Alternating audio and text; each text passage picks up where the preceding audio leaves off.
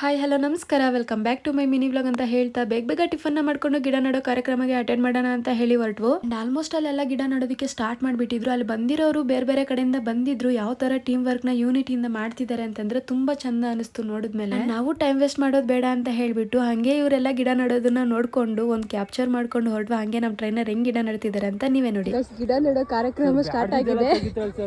ಇವ್ರು ನಮ್ಮ ಟ್ರೈನರ್ ಪಾಪ ಕಷ್ಟ ಸರ್ ಪೇಂಟ್ ಹೊಡಿತೀವಿ, ಟ್ರ್ಯಾಕ್ಟರ್ ಓಡಿಸ್ತೀನಿ, ಡ್ರೈವಿಂಗ್ ಮಾಡ್ತೀವಿ, ಗಾರೆ ಕೆಲಸ ಮಾಡ್ತೀನಿ.